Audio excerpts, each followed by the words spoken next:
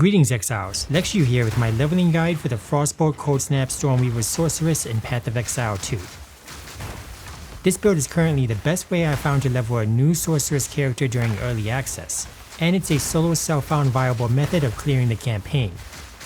A clever interaction between Frostbolt and Cold Snap is used to shotgun all enemies with multiple explosions, dealing devastating damage at an early level. This skill combo is capable of one-shotting elites and quickly killing bosses throughout the campaign. I'm releasing this video just in time for the Dawn of the Hunt League reset, although the 0.2 update will have changes that affect the build. Be sure to check my written guide on PoE Vault for any updates to the build setup. In this comprehensive build guide video, I begin by explaining how the build works in the build mechanics sections. Then you can learn the playstyle and the breakdown of the skill rotation. You should find the campaign walkthrough helpful to guide you through the build's progression in each act. The rest of the video covers the entire build setup, including skill gems, passive skill tree, and gear. Let's get into the leveling guide for the Frostbolt Cold Snap Sorceress. Before I get into the setup for the Frostbolt Cold Snap Sorceress, there are some important build mechanics that you should understand. Frostbolt often gets overlooked by players due to its low projectile damage compared to other skills. Another issue with the projectile damage is its inability to shotgun a target. A shotgun effect refers to multiple hits occurring at the same time. When multiple projectiles are fired from a single cast of Frostbolt, like with scattershot support, only one projectile can hit each enemy. On the other hand, Frostbolt's explosion deals 50% more damage than the projectile, and overlapping explosions can shotgun an enemy. The problem is that Frostbolt's projectiles normally always pierce through enemies and only explode upon hitting terrain. Cold Snap is the solution. It can be cast on Frostbolt projectiles to explode them on top of enemies. Unleash supports Cold Snap to cause the skill to reoccur 2 additional times, exploding 3 Frostbolt projectiles in a single cast. This skill combo deals way more damage than spamming Frostbolt by itself. In addition to the damage dealt by Frostbolt explosions, Cold Snap consumes any freeze effects on enemies to deal a much higher amount of damage. Freeze is often applied and consumed by the first Frostbolt and Cold Snap combo executed against enemies. The 2-button combo is capable of dealing the damage of 3 Frostbolt explosions and Cold Snap for a massive amount of burst damage. Another method to explode Frostbolt projectiles besides Cold Snap is through the unique ring, Snakepit. Snakepit removes the piercing effect from Frostbolt, and when equipped in a left ring slot, the projectiles instead split on the first enemy hit. The split projectiles can then explode on the second enemy hit when fighting groups of enemies. Cold Snap is no longer needed in this setup, and the playstyle is simplified to only one button for clearing maps. Against a single enemy, Frostwall creates multiple targets for Frostbolt projectiles to split and explode on. The multiple explosions can also rapidly trigger cast on critical Comets, as seen in my Frostbolt Comet Sorceress endgame build. Snakepit can be equipped as early as level 32, but I recommend waiting until you get into endgame maps to use it. For more details on the Snakepit interactions, be sure to watch my endgame guide for the Frostbolt Comet Sorceress after getting started with this leveling guide. Now that you hopefully understand how the Frostbolt Cold Snap Sorceress works, let's go over the skill rotation. Most of the time spent playing the build is using the 2-button combo. This basic combo of Frostbolt and then Cold Snap to explode projectiles should instantly kill normal enemies and even elites throughout the campaign. If more damage is needed against a tough elite, start by casting Frostbomb to apply cold exposure.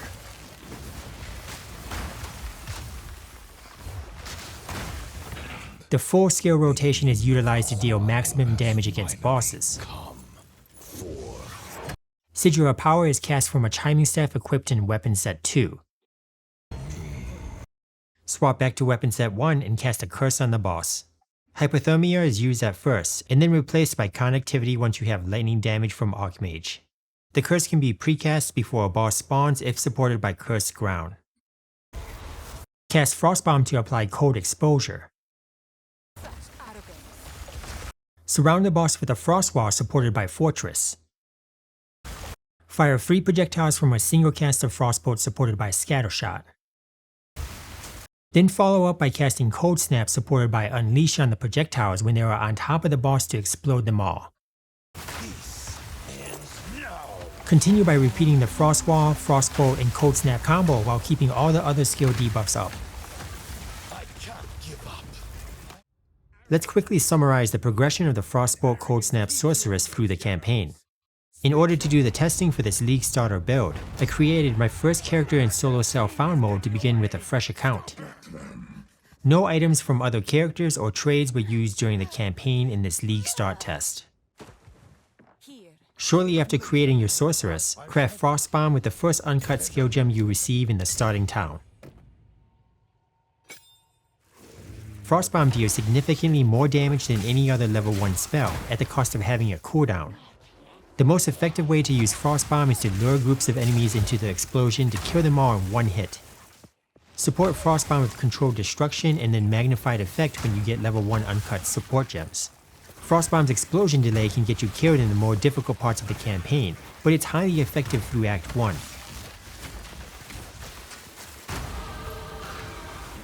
Spark or Frostbolt can be used to supplement damage output while Frostbomb is on cooldown.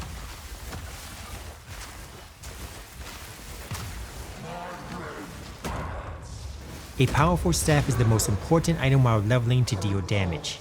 Be sure to search dropped items for upgrades. A Galit staff with good affixes can be equipped to unlock freezing shards, which is a worthwhile skill to use until you have the Frostbolt and Cold Snap combo. You can also do some light crafting to improve your gear, but try not to waste all your exalted orbs, as they usually have more value when trading. What do you think? Vendors refresh their stock when your character levels up, so check them often for upgrades.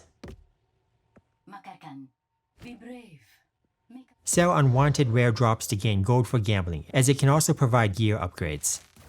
Between drops from monsters and buying or gambling items from vendors combined with some light crafting, you should have plenty of opportunities to obtain staff upgrades. Freezing shards can be used to shotgun bosses for high single target damage.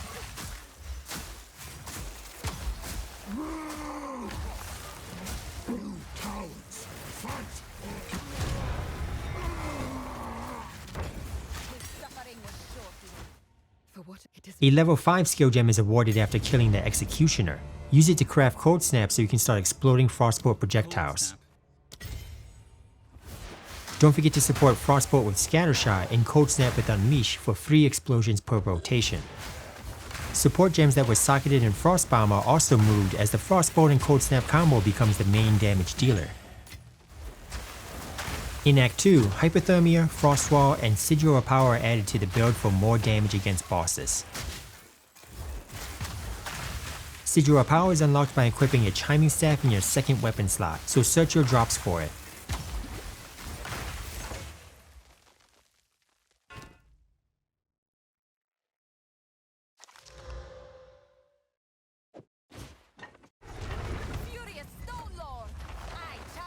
Follow the main questline in Act 2 to gain access to the first trial of the second boss. Complete the trial before entering the Dreadnought to ascend to Stormweaver. In Act 3, level 2 uncut support gems start to drop from monsters, granting you access to Spell Echo, Considered Casting, Strip Away, and Rising Tempest. Obtain 60 total spirit after killing the second boss with the spirit reward, and then activate Blasphemy with Hypothermia socketed to automatically apply the curse. Finish your first ultimatum in the Temple of Chaos to gain more ascendancy points.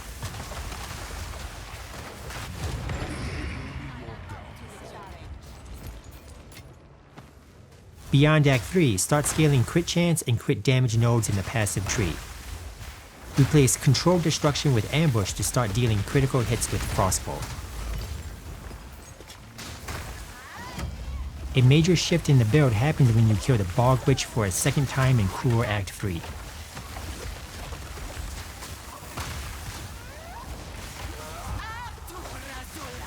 The final spirit reward grants 100 total spirit and a level 14 uncut spirit gem. Craft and activate Archmage to gain extra lightning damage as you stack maximum mana. There is no escape. Focus on mana and energy shield affixes on gear with Eldritch battery allocated in the passive tree. Archmage also increases the mana cost of skills, so you need mana regen in the passive tree and on gear. Don't forget to switch your curse from hypothermia to connectivity once Archmage grants extra lightning damage that surpasses the base cold damage of your skills. I finished the campaign with about 1400 life and 1100 mana. All the gear used during the campaign was completely self-found and self-crafted. After finishing the campaign, I migrated my solo self-found character to the standard league. I didn't want to spend too much time farming for items to make this video, so I traded for a complete set of budget gear that can be seen in the gear section. The budget gear cost less than a divine and allowed me to quickly push up the endgame map tiers. My leveling build is designed to make an easy transition to the endgame version of the build, with Snakepit and cast on critical Comet.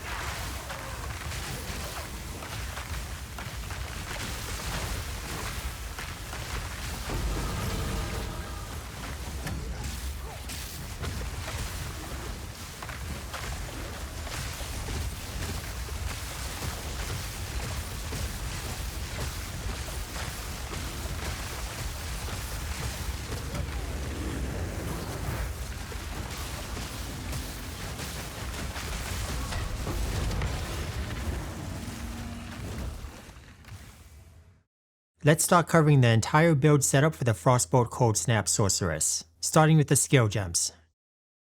All the support gems in this video are listed in order of priority to socket while leveling. The gem setups are limited to only 4 out of 5 unlocked sockets for the purpose of this leveling guide. Frostbomb is the first skill crafted since it deals the most damage of any level 1 skill. It's temporarily supported by Controlled Destruction and Magnified Effect to carry you through Act 1. Drag groups of enemies into Frostbomb's explosions for effective clearing until you have the Frostbolt and Cold Snap combo. After Act 1, Frostbomb is mainly used during boss fights to apply cold exposure with an increased effect from Strip Away. Frostbolt is the second skill crafted once a level 3 uncut gem drops. It starts with Scattershot to fire 3 projectiles per cast. Move Magnified Effect and Control Destruction from Frostbomb to Frostbolt when you get Cold Snap to combo with it. Considered casting is added with the 4th socket for more damage. Once you start obtaining critical hit nodes in the passive tree, replace Controlled Destruction with Ambush to allow Frostbolt to crit. Craft Cold Snap as soon as you obtain your first level 5 uncut gem reward from the main questline near the end of Act 1. Unleash is the most important support gem for Cold Snap. When alternated with Frostbolt supported by Scattershot, Unleash enables Cold Snap to explode 3 projectiles per cast. Concentrated Effect applies to the Cold Snap damage dealt to frozen enemies. Cold Snap's explosion radius is much smaller than Frostbolt, so its focus is on dealing high single target damage. Elemental Focus supports Cold Snap to increase damage since it doesn't freeze to begin with. The rest of the spells are used in the boss rotation to deal maximum damage. Hypothermia is the starting curse available in Act 2. Curse Ground allows it to be precast as a ground effect before bosses spawn. Hypothermia is replaced by Connectivity once you deal more lightning damage than cold damage with Archmage. Frostball is also obtained in Act 2 to supplement damage against bosses. Fortress surrounds bosses for more hits. Second Wind grants 6 maximum charges to quickly unload in boss fights. Rising Tempest is a filler gem that grants 12% damage or 24% damage depending on which curse you're using. Once the campaign is done, the Frostwall setup is changed to apply lightning exposure and shock with the lightning damage from Archmage. Sigil of Power is granted by a Chiming Staff that can start dropping in Act 2. The stats on the Chiming Staff don't matter, as it's equipped in Weapon Set 2 and only briefly swapped to cast Sigil of Power. Persistence increases the Sigil duration for a longer buff effect. Set the rest of the skills to only be used with Weapon Set 1. With this setup, casting Sigil of Power switches to Weapon Set 2, and then casting any other skill swaps you back to Weapon Set 1. Moving on to the persistent skill buffs, different setups are activated as you gain spirit throughout the campaign. Defeating the King of the Mist in Act 1 grants you the first 30 spirit to activate mana remnants for mana generation. Another 30 spirit is gained from defeating the Bog Witch in Act 3. With 60 total spirit, replace mana remnants with Blasphemy and move Hypothermia into its socket. This setup automatically reduces the cold resistance of nearby enemies at all times, even outside of boss fights. The final 40 spirit is rewarded for killing the Bog Witch again, this time in cruel difficulty. Once you have 100 total spirit, replace Blasphemy with Archmage to gain extra lightning damage. Clarity can be supported if you have an extra 10 spirit on gear. Go back to self-casting a curse when needed against bosses, either hypothermia or connectivity depending on your highest elemental damage type being dealt. The cast on critical setup for Comet triggers is the endgame version of the build. 190 to 200 spirit is needed for this setup. Watch my Frostbolt Comet video guide after completing the leveling build to progress further. Stormweaver is the best ascendancy for the Frostbolt Sorcerer due to the mana regen and damage increases.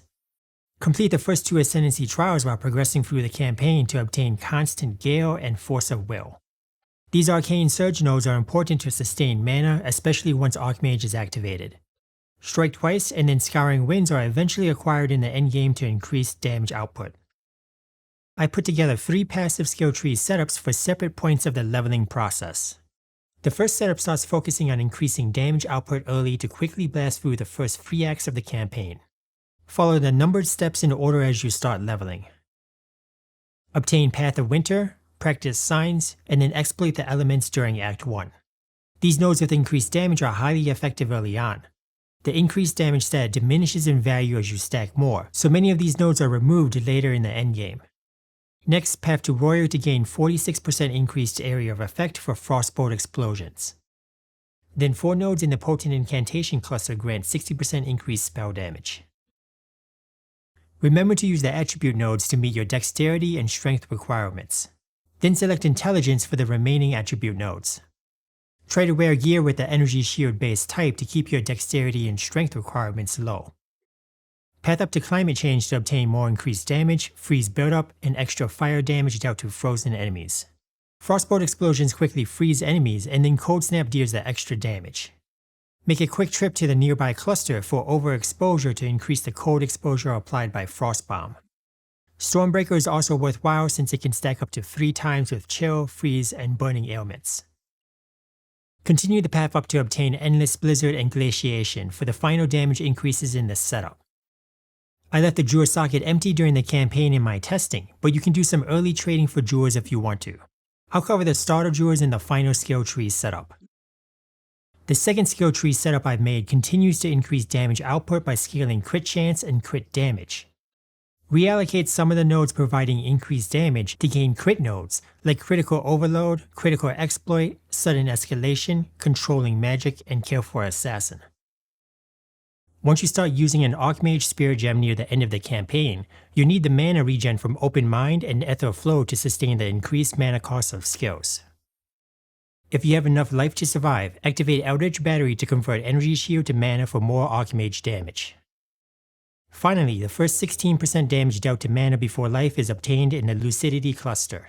Mana Before Life will continue to be stacked as an important layer of defense. This tree setup is completed at the end of the campaign. After finishing the campaign, I highly recommend transitioning to my Frostbolt Comet Sorceress build to start endgame maps. You need to trade for a cheap Snakepit ring, which you should already have a few exalted orbs saved up for.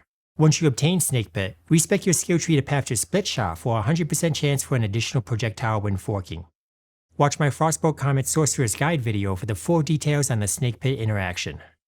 The skill points invested to reach the bottom right quadrant of the tree are not wasted, as the jewel sockets are highly beneficial. I traded for some budget starter jewels to begin endgame maps. Prioritize 1 jewel or 2% mana on kill to sustain mana while clearing groups of enemies. The rest of the jewels should have damage taken from Mana Before Life affixes. Jewels with 4% Mana Before Life can be expensive, so you can trade for 2 to 3% values to get started. This character has 50% damage taken from Mana Before Life at level 75, which is a good starting point for survivability. The next affix to prioritize is Critical Hit Chance or Critical Hit Chance for spells. Both affixes do the same thing in this build. They increase damage and trigger more comets from the cast on critical skill gem. The remaining beneficial affixes are Area of Effect, Elemental Damage, Spell Damage, Triggered Spell Damage, and Curse Effect. Magnitude of Shock eventually becomes a top priority, but I didn't include the affix in the starter setup due to its high cost. Let's go over the gear for the Frostbolt Cold Snap Sorceress. This is an example of a set of budget gear to aim for while you're climbing the early map tiers. You won't have self-found gear this good while playing through the campaign, but it gives you an idea of the beneficial affixes to look for. My goal in this video is to show what a budget of less than a divine might get you as a starter set of gear. I cannot provide an exact cost of items as prices always fluctuate. Keep in mind that prices will be cheaper at the start of a league with a fresh economy. For your convenience, I've provided trade links in this video's description. Use the links to find budget starting gear similar to the ones displayed here. Snakepit is a cheap, unique item that you can trade for shortly after finishing the campaign. Equip Snakepit in the left ring slot to cause Frostbolt to fork and then explode. The details for the Snakepit tech are covered in my endgame guide for the Frostbolt Comet Sorceress. Maligaro's Virtuosity is the most expensive item equipped, but it still costs less than a Divine Orb. You can use rare gloves with life, mana, and resistances at first, but save up for Maligaro's Virtuosity as your first big purchase, as the 300% critical damage bonus is highly valuable for a low investment. Rare weapons are important for dealing damage. During the campaign, look for a staff with additional levels of cold spell skills. Increased spell damage, increased cold damage, and any extra damage is also useful early on. Maximum mana and mana regen rate are desired affixes once you have an Archmage Spirit Gem. Crit chance and crit damage are important once you start scaling crit in the passive tree. A wand and focus setup is harder to find than a staff during the campaign, but it has a higher damage potential in the endgame. The priority affixes on a wand and a focus are the same as a staff. I highly recommend equipping a shield instead of a focus to start endgame maps. Block chance increased to at least 40% greatly helps with survivability. A shield can also provide maximum life and resistances. A chiming staff is equipped in the second weapon slot to unlock Sigil of Power for boss fights. The affixes on this item don't matter since it's only briefly swapped to cast the buff. You'll eventually need 100 additional spirit from a body armor and amulet for the endgame setup, but you don't need the extra spirit during the campaign. The body armor is the biggest source of energy shield, which is eventually converted to mana through Eldritch battery. Other beneficial stats include life, resistances, and any attributes. An amulet can provide some offensive stats like spell skill levels and crit.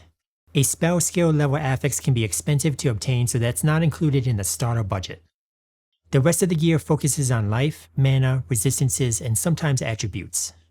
Mana and mana regen affixes on the amulet and ring are more important since Neurocalus can boost mana modifiers. Ensure that you have movement speed on your boots up to 35%.